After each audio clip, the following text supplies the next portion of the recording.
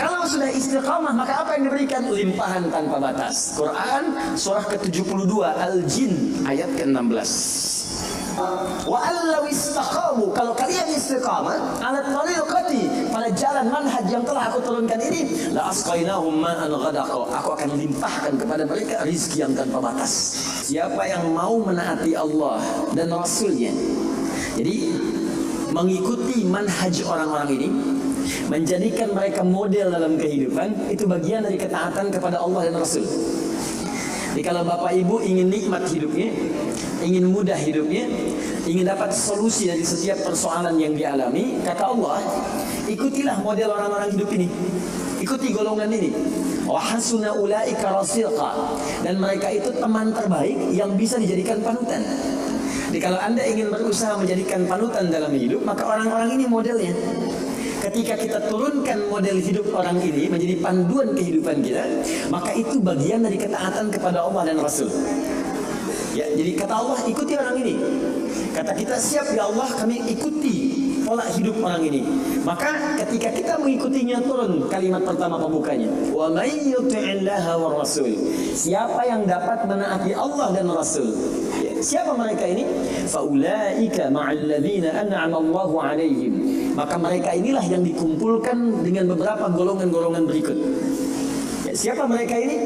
Ya, minan nabiyina, golongan para nabi-nabi, was-siddiqina, orang yang membenarkan hukum-hukum Allah dan mengamalkannya dalam kehidupan, wasyuhada, golongan para syuhada yang telah kita bahas di pertemuan lalu, was-salihin, dan golongan orang-orang soleh yang gemar mengoleksi amal soleh dalam hidupnya. Maka silahkan turunkan jadi role model dalam kehidupan. Ya, saya pernah sampaikan pada Anda di awal-awal jumpa kita membahas tentang ayat ini. Nabi banyak dikisahkan dalam Al-Quran. Mulai dari kehidupan Nabi Adam, ya bagaimana memulai hidup di tempat baru. Kalau diturunkan tuh indah Pak Bu. Anda baru berumah tangga atau baru pindah komplek, pindah daerah, bagaimana memulai hidup di tempat itu? Bukankah diturunkan kisah Nabi Adam dalam membina awal rumah tangga di situ? Ya, kemudian memanage keluarganya. Kalau ada perselisihan, bagaimana diselesaikannya? Kalau ada kekurangan, bagaimana melengkapinya? Mulai kemudian ke masa Nabi Nuh alaihissalam, yang satu taat, yang lainnya kemudian mulai menyimpang, bagaimana mendakwahi mereka ada. Mulai ke masa Nabi Ibrahim alaihissalam, mulai ke masa Nabi Musa, ke masa Nabi Daud, Sulaiman, sampai dengan ke Isa. Kemudian diselingi dengan kisah Nabi Ayub alaihissalam ketika merasakan sakit, disempurnakan dengan kisahnya Nabi Yunus alaihissalam ketika dijahili di lingkungan pekerjaan. Kemudian juga ditambahkan dengan kisah Nabi Zakaria ketika berumah tangga belum dapat keturunan. Ada semua kan? Siapa yang nggak pernah sakit di sini? Pasti sakit. Bukankah ada yang sudah berkeluarga belum ada keturunan? Pasti ada. Bukankah ada orang yang kemudian berbisnis, ada banyak saingan yang kadang melukai? Pasti ada.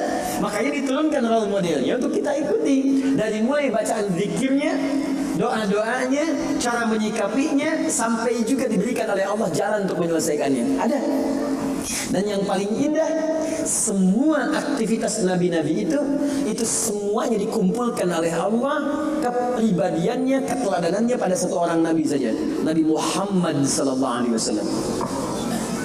Makanya beliau sempurna. Turun langsung Quran surah keempat di surah yang sama, ayat 163. Ya, inna auhayna ilaika kama auhayna ila Nuhin wan nabiyina min ba'di. Muhammad SAW, kami telah berikan wahyu kepadamu. Yang wahyu ini telah kami berikan kepada Nabi Nuh, Rasul pertama yang bertugas di bumi. Wan nabiyina min ba'di, dan semua nabi setelahnya. Jadi wahyu yang diberikan pada Nabi Nuh alaihissalam itu sama dengan yang diberikan pada Nabi Muhammad. Cuman perbedaannya ini yang paling menarik. Wahyu yang diberikan pada Nabi Muhammad adalah kumpulan dari semua wahyu yang pernah disampaikan pada Nabi Nuh dan nabi-nabi setelahnya. Mengumpul satu pada contoh ajaran bimbingan Nabi Muhammad SAW. Makanya silahkan Anda cek. Nabi Ayub sakit, bukankah Nabi Muhammad juga sakit? Dan saat sakit Nabi mengajarkan doa. Bahkan kata Nabi, kalau ini dibacakan dosa diampuni. Ya, ada seorang Nabi yang pedagang, pekerja, bukankah Nabi juga pernah berdagang? Ya kan? Ada Nabi Ibrahim pernah dilempari, diusir, bukankah Nabi Muhammad dilempari di Taif dan diusir dari Mekah? Ada semua. Nabi Musa menghadapi Fir'aun, bukankah Nabi Muhammad menghadapi Fir'aun di masanya? Abu Jahal, ya? Yang lain-lainnya dikejar-kejar. Nabi Musa dikejar-kejar sampai ke Laut Merah kan? Nabi Muhammad dikejar-kejar sampai bersembunyi di Gua Tur. Ada semua. Nabi Isa diancam dibunuh mau disalib. Nabi Muhammad dikejar oleh 100 pemuda pasukan khusus. Ada semuanya. Jadi cukup satu orang Nabi Allah utus untuk seluruh makhluk di muka bumi. Dan beruntungnya beliau adalah Nabi kita Muhammad sallallahu alaihi wasallam. Sempurna, dirawat oleh Allah dengan sempurna. Bahkan di antara kesempurnaannya pernah diuji dengan penyakit. Nabi Ayub sakit, minta dulu sama Allah disembuhkan. Nabi Muhammad sakit, obatnya sudah ada dalam dirinya. Nabi Muhammad. Saya tunjukkan pada Anda di antara kesempurnaannya supaya paham kita cara memahaminya. Nabi Muhammad pernah diuji dengan sakit mata. Orang-orang yang tidak mengerti sejarah dan tak paham hadis menilai itu sebagai aib yang melekat. Itu orang belum paham. Tapi orang-orang yang mengerti kesempurnaan keadaan Nabi Muhammad SAW, dia memahami dengan cara yang sangat luar biasa. Nabi dibawa kemudian oleh pamannya untuk berobat. Ketika datang kemudian kepada seorang tabib, yang paling menarik apa komentarnya? Dan dia mengetahui apa jawabannya. Kenapa engkau repot-repot carikan dokter untuk menyembuhkannya? Carikan tabib untuk mengatasi penyakitnya. Ini manusia istimewa. Obatnya sudah ada dalam dirinya sendiri. Cukup keluarkan ludahnya, oleskan di matanya, maka sembuh seketika matanya. Maka ditunjukkan langsung pada saat itu, dimintakan, coba keluarkan ludahmu. Keluar ludahnya, kemudian dilapkan di matanya, selesai dan sembuh penyakitnya. Untuk menunjukkan bahwa sempurna keadaannya. Makanya saat lahir sesuai dengan ajal, ayah sudah tidak ada. Kemudian ibu cuma sebentar wafat, kakek cuma sebentar wafat, paman kemudian wafat. Kenapa sesuai ajal ini wafat? Salah satu hikmahnya kata para ahli sejarah, supaya Nabi Muhammad SAW disampaikan pesan indahnya bahwa beliau hanya akan langsung dirawat oleh Allah Subhanahu Wa Taala dan tidak tergantung dengan makhluk. Muhammad. Coba lihat, Bapak Ibu sekalian, Nabi Musa mau berdakwah kepada Fir'aun. Berdoa dulu kan? Masih ingat doanya? Rabbi shrahli wa yassirli wahlul 'uqdatam yafqahu. Lihat, Nabi Musa alaihissalam akan berdakwah kepada Fir'aun yang dahsyatnya luar biasa, berdoa, Rabbi shrahli sadri. Ya Allah, lapangkan jiwaku sehingga ketika mereka Fir'aun melempariku dengan kata-kata, aku bisa bersabar karena jiwaku lapang. Rabbi shrahli sadri. Minta dulu baru dikasih. Nabi Muhammad tidak minta, langsung turun ayat, alam nashrah laka sadrak. Nabi Musa minta, Rabbi shrahli sadri. Ya Allah, mohon lapangkan hatiku. Nabi Muhammad gak minta, turun ayat, alam nashrah laka sadrak. Bukankah sebelum kau minta aku sudah lapangkan hatimu? Makanya Nabi Musa dimarahi Fir'aun bisa sabar. Nabi Muhammad dilempari dengan batu, bukan kata-kata lagi, lebih sabar. Wa yassirli amri, minta ringankan urusanku. Nabi Muhammad gak minta, turun ayat, wa nuyassiruka lil yusra. Nabi Isa mukjizatnya banyak, di tangannya oles sembuh. Masya Allah, banyak sekali penyakit, semuanya sembuh dengan izin Allah. Hidup yang mati, tepuk mati. Tapi berapa yang yakin dengan kenabian beliau lantas memutuskan untuk beriman kepada Allah Subhanahu Wa Taala? Nabi Muhammad, Allahu Akbar, cuman kalimatnya turun Toha, yang paling keras sekalipun langsung masuk Islam. Dan itu kalimat bukan diucapkan oleh Nabi pada saat itu, cuman diajarkan kepada sahabatnya terbatas. Saudarinya Umar mengucapkan, terdengar Toha, masuk Islam. Nabi Isa udah usap-usap, udah bangunin orang dari kubur dengan izin Allah, nggak beriman juga sebagian besarnya. Ya, Nabi Muhammad SAW. Maka dari itu keluarkan tuntunan modelnya. Saya ingin, kenapa saya ungkap sedikit ini? Jangan-jangan kita bahas panjang-panjang, ini belum kita keluarkan. Coba, kan tuntunan Nabi itu banyak, dari bangun tidur sampai tidur lagi. Ya, coba keluarkan kemudian tuntunan itu. Mulai hari ini, pekan depan sepekan belajar cara bangun tidur dulu ala Nabi. Besoknya nanti cara makan, besoknya cara berjalan. Nanti keluarkan bab rumah tangga, bab pekerjaan, bab pemerintahan, bab sakit, bab mengobati, ada semuanya. Cari bukunya Imam Al-Bukhari ya, yang Sahih Al-Bukhari itu. Di situ terkumpul 97 bab. Tinggal kita mau memulai dari yang mana. Baik. Demikian juga dengan siddiqin, dengan syuhada, dengan sholihin. Kita ikuti mereka itu, maka digolongkan dalam orang-orang yang taat kepada Allah dan Rasul. Sebelum masuk kepada kalimat selanjutnya, ghairil maghdubi alaihim waladdallin. Sebelum masuk ke sana, maka saya ingin sempurnakan dulu dengan satu kalimat. Jika sudah semua itu kita siapkan, model petunjuk dari Nabi turunkan dari kalangan siddiqin. Siddiqin itu sederhana. Setiap Anda baca Quran, yakini, amalkan. Siddiqin dulu. Misal, saya mau baca dulu nih. Saya pengen jadi orang ikhlas, baca Al-Ikhlas. Misal, Qul huwallahu ahad, Allahus samad, lam yalid wa lam yakul lahu. Lihat terjemahannya, lihat keterangannya, yakini itu, jangan ragu. Dan praktekkan dalam hidup. Qul huwallahu ahad, katakan hanya Allah yang esa. Sudah, berarti jangan katakan yang lain-lain. Komit dengan tauhid itu. Komit dengan keislaman kita. Jaga betul dengan baik. Allahus samad, Allah tempat bergantung. Serahkan semua urusan kepada Allah. Ada masalah, minta sama Allah, berdoa. Sakit, berdoa sama Allah. Punya persoalan, gantungkan diri kepada Allah. Ikhtiar. Itu ketika kita amalkan seperti itu, baru begitu saja itu langsung turun sebuah keterangan dari Nabi SAW. Jika Anda mampu mengamalkan satu surah ini saja, ini rahasia. Inilah rahasia. Ada seorang sahabat, hadisnya sahih, dikutip kemudian oleh Sayyid Qutb dalam kitabnya Al-Aqaidah Al-Islamiyah. Syekh Muhammad Nasiruddin Al-Albani pun mensahihkan hadis ini. Ketika Nabi selesai kemudian menunaikan salat, terdengar seseorang berdoa. Perhatikan doanya. Doanya menggunakan pembuka surat Al-Ikhlas. Saking yakinnya Siddiq dengan ayat ini, dan dia mengamalkan kandungan isi surahnya, dia membuka doanya dengan surah ini. Saking yakinnya dengan surah ini. Perhatikan kalimatnya. Allahumma ushhidu bi annaka antal ahadus samad alladzi lam yalid wa lam yulad wa lam yakul lahu kufuwan ahad. Allahumma inni as'aluka an taghfira liyya. Hadisnya sahih. Kata orang ini, ya Allah, saya menyaksikan, meyakini ya Allah, bahwa hanya Engkau satu-satunya Tuhan yang layak dipertuhankan dan disembah. Aku meyakini bahwa satu-satunya Engkau adalah Tuhan yang menjadi tumpuan dalam setiap permohonan. Engkau tidak beranak dan tidak diperanakan, dan tidak ada sekutu bagimu. Aku enggak minta banyak ya Allah, aku hanya mohon ampuni dosa-dosaku. Begitu selesai kalimat itu diucapkan, terdengar oleh Nabi. Apa keterangan Nabinya? Perhatikan kalimatnya. At-tadri bimadza du'i? Ya fulan, tahu enggak Anda itu baru mengucapkan kalimat apa tadi? Apakah engkau paham? Engkau baru mengucapkan kalimat apa tadi dalam berdoa? Kata orang ini, wallahu wa rasuluhu a'lam. Ya Rasul, saya enggak paham apa yang dimaksudkan kecuali Allah dan Rasul yang lebih mengetahui. Ini adab.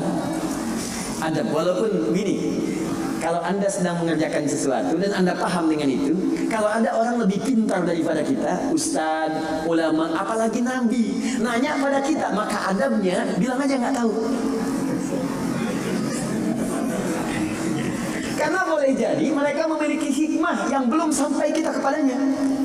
Kalau kita jawab, saya tahu ya Rasul, nggak akan nyampe kalimat nanti. Ya. Jadi kalau Anda sedang mengerjakan sesuatu, zikir misalnya, la ilaha illa anta subhanaka inni kuntu minadh dhalimin. Tanya ustaz, datang ustaz, masya Allah Pak, zikirnya bagus banget. Tahu nggak maksudnya? Tahu, lewat ustaz. Bilang aja belum ustaz, Allah Rasulullah alam. Oh begitu. Kalau belum kenapa dibaca? Ya saya pernah dengar saja maka diterangkan. Begini maksudnya Pak, begini. Anda dapat ilmu baru. Makanya sahabat seringkali kalau ditanya Rasulullah, bilangnya Allah Rasulullah alam, Allah Rasulullah alam, supaya dapat ilmu baru. Itu diantara rumus di ilmu hadis. Nah, ini kadang-kadang orang kita sekarang sahabat bukan, tabiin bukan, banyak tahu semua. Bahkan saat ditanya buka Google dulu, ya udah ngapain ada ustaz? Allah wa Rasulullah alam. Maka apa jawab Nabi? Laqad da'auta bi asma'illahil a'zam. Di riwayat lain bismillahil a'zam. Idza du'iya biha ajab wa idza su'ila biha a'ta. Tahukah Anda? Kata Nabi, Anda baru saja berdoa dengan menyebutkan dengan yakin semua sifat-sifat Allah yang maha tinggi. Nama-nama Allah yang tertinggi. Nama Allah yang tertinggi, nama tauhidnya Al-Ahad, nama tertinggi. Karena dengan itulah nama ini Allah ditakdiskan, dikuduskan. Dengan nama ini Allah disembah, dan dengan nama ini Allah dipertuhankan. Kata Nabi, Anda baru berdoa dengan menyebutkan nama Allah yang paling tinggi. Yang kalau disebutkan nama itu di awal doa, maka semua doa yang disampaikan akan dikabulkan, semua permintaan akan dijawab. Tapi apakah semua orang yang membaca doa itu diawali dengan surah saja akan dijawab? Belum tentu. Kalau tidak ada praktek sedikit dalam jiwanya. Orang dulu minta dijawab, orang sekarang sama kalimatnya. Usyhadu bi annaka antallahul ahad, as-samad, alladzi lam yalid wa lam yulad wa lam yakul lahu kufuwan ahad. Ya Allah, lancarkan rezeki saya. Tetap aja lambat dari atas. Kenapa? Karena inti ayat itu tidak dipraktekkan dulu. Diyakinkan dalam jiwa kita, benarkan ayat itu, amalkan, pakai dalam doa. Jadi, dan itu buktinya. Kemudian apa ciri orang yang akan cepat kemudian dirahmati oleh Allah dengan menjadikan 4 contoh yang kemarin sebagai model? Nabi, Siddiqin, Syuhada, satu lagi Salihin, orang yang mengumpulkan amal soleh. Ingat, semua Bapak Ibu sekalian, ingat kalimat ini. Saya perlambat sedikit. Bonus yang Allah berikan kepada orang yang menjadikan 4 ini sebagai model dalam kehidupan, bonus cepatnya, maka amalan yang ia kerjakan akan mempermudah doa dia dikabulkan. Tadi saya contohkan Siddiqin kan. Syuhada nggak usah ditanya, orang-orang para syuhada itu bahkan sebelum wafatnya diberikan jalan-jalan kemudahan oleh Allah. Bahkan sebelum wafat kalau benar syahidnya, itu banyak doanya dikabulkan. Bukankah para ulama bagian dari mujahid fisabilillah? Berapa banyak para ulama yang mengangkat tangannya dikabulkan?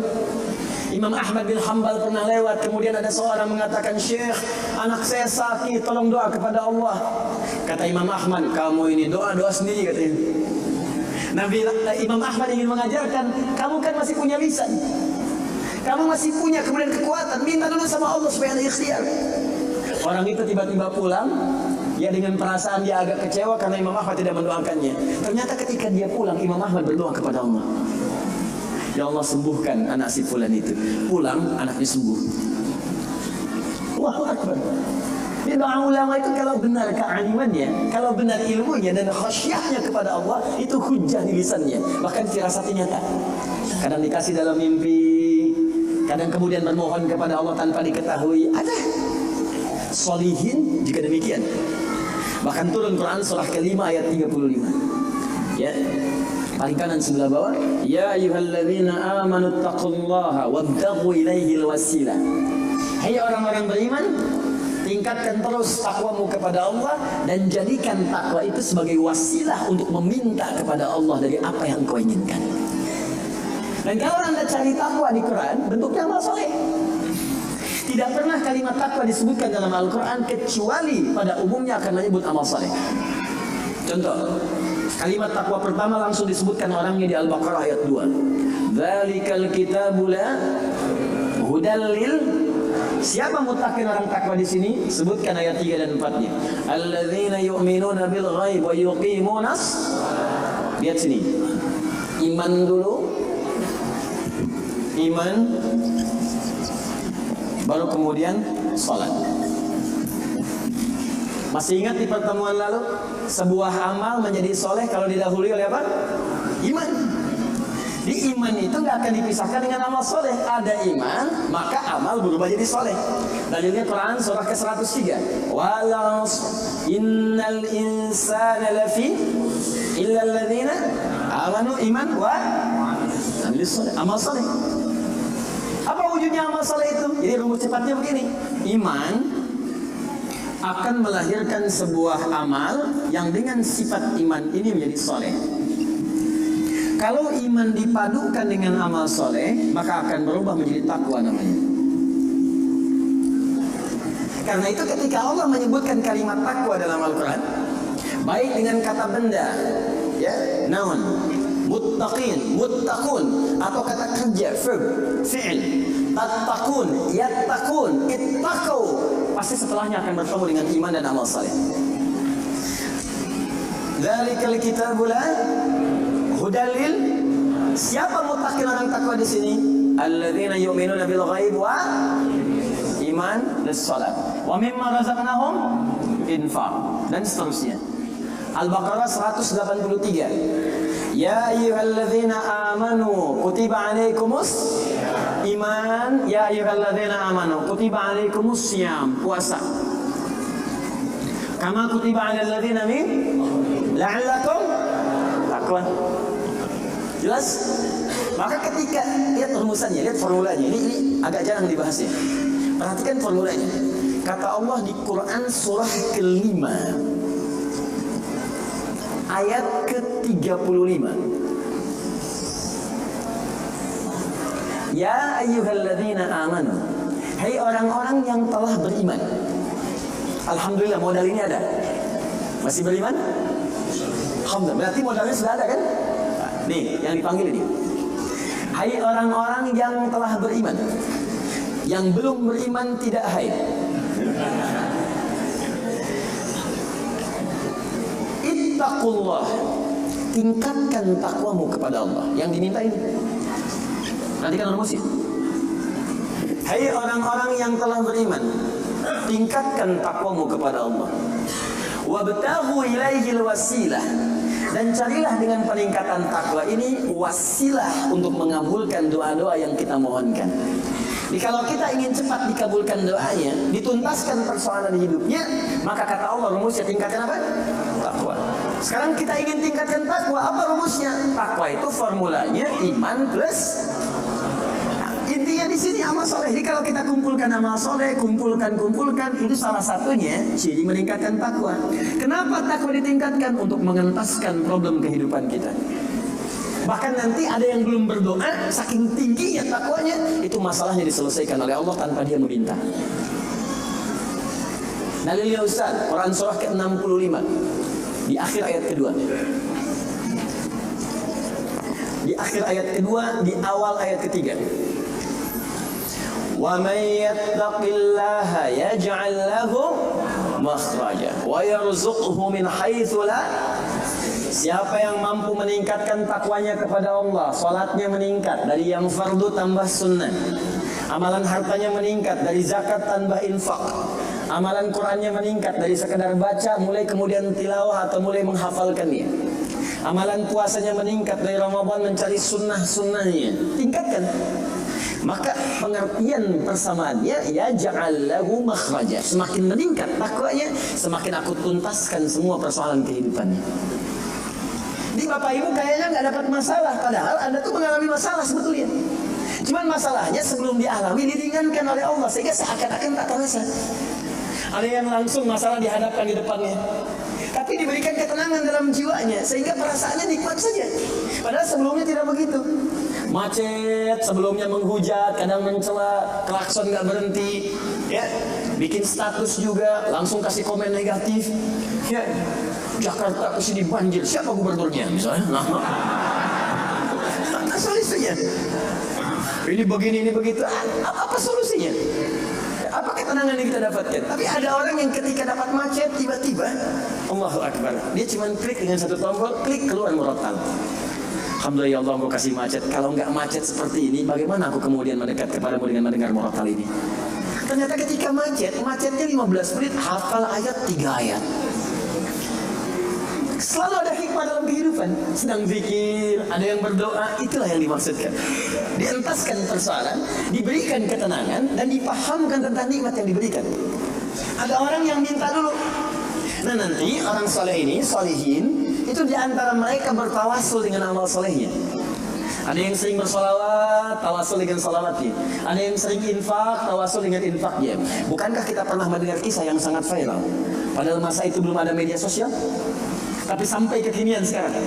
Kisah ini terjadi sangat lampau, sampai sekarang lewat 15 abad masih viral dibukukan. Perhatikan, kalau kita ikhlas, maka semua kisah kebaikan kita akan diangkat sampai di masa yang tidak batas, sampai terjadi hari kiamat kembali kepada Allah Subhanahu wa taala. Walaupun komunikasi alatnya tidak lengkap. Pernah dengar kisah 3 orang yang sedang berjalan, kemudian tiba-tiba ada hujan, berlindung masuk ke sebuah gua. Begitu masuk di dalam gua itu, kisahnya sangat populer sekali, sampai ada di Sahih Al-Bukhari sampai sekarang saya dikisahkan. 3 orang laki-laki sedang berjalan beraktivitas, tiba-tiba datang hujan deras, berlindung masuk ke dalam sebuah gua. Ketika duduk di gua itu, tanpa sadar batu dari atas menggelinding menutup ke dalam muka pintu gua itu. Saking padatnya tidak meninggalkan celah yang cukup untuk mereka keluar. Akhirnya setelah reda, berusaha untuk mendorong. 3 orang nggak sanggup. 1 lemas, yang 2 dorong makin nggak sanggup. 1 lebih lemas, 1 orang dorong, ya sama betul-betul nggak sanggup. 3 aja nggak sanggup, 1 pengen dorong, nggak bisa. Akhirnya yang paham rumus ini, dari 3 orang itu mulai berkata kepada teman yang 2, ini mustahil kita bisa kemudian tuntaskan kecuali kita bertawasul dengan amal soleh yang pernah kita kumpulkan dalam hidup. Jika kita sudah merasa tak mampu sebagai makhluk, maka ini tanda dari Allah untuk meminta kepada Khalik. Dan disinilah kita disadarkan oleh Allah pentingnya amal soleh. Maka kalau kita sudah merasa amal soleh kita bermanfaat, bahkan bisa dipakai dalam doa, nanti akan semakin semangat amal solehnya. Itu rumus Pak Bu. Di sekarang banyak orang itu tidak mengerti kenapa mesti beramal soleh. Karena itu ketika diminta beramal, malas. Maghrib sudah sholat, begitu isya kan, Allahu Akbar, Allahu Akbar. Ayo isya, kok cepat amat, barusan udah maghrib sekarang isya lagi. Tapi kalau orang yang mengerti, Allahu Akbar, mudah-mudahan tiap menit sholat. Karena bisa minta, bukankah dalam sholat itu minta? Ya Rabbi gfirli warhamni wajburni warfa'ni, permintaan semua. Dalam sujud minta lagi, minta. Selesai. Maka 3 orang itu bermohon dengan amalannya. Yang satu mengatakan, ya Allah, saya punya seorang ibu yang saya baktikan hidup saya untuk melayani beliau. Saya bekerja pulang kemudian tidak pernah saya mengambil sesuatu sebelum ibu saya dulu. Apa yang saya lakukan sebelum tidur, saya kemudian siapkan susu untuknya saat bangun, kemudian saya berikan terlebih dahulu. Saya tidak pernah menyentuh makanan sebelum ibu saya terlebih dahulu menyentuhnya. 1 kali saya datang, ya Allah, mendapati beliau sudah tertidur. Maka saya tidak berani menyentuh kemudian makanan itu. Dan saya punya kebiasaan ketika bangun saya siapkan air susu. Ya, saya bayangkan ibu memberikan ASI kepada saya, maka sekarang saatnya saya memberikan susu kepadanya. Kemudian saya tunggu di sampingnya, saya sampai ibu saya tertidur sampai bangun. Ketika dia bangun, saya tidak pernah terangkan kepadanya bahwa saya memegang nampan itu dari sejak malam sampai dia bangun. Kemudian saya tuangkan, saya minumkan kepada beliau. Setelah beliau menyentuh baru saya makan. Kalau ini menjadi amal soleh yang pernah saya kerjakan, ya Allah, dan Kau ridha dengannya, mohon bebaskan kami dari kungkungan batu ini. Yang tadinya tidak bergerak, begitu didorong bergeser. Mau keluar masih susah. Ya, ini pertanda dari Allah ingin mendengar semua amalan-amalannya supaya adil terdengar keseluruhannya. Kedua, ya Allah, saya pernah mimpin suatu perusahaan.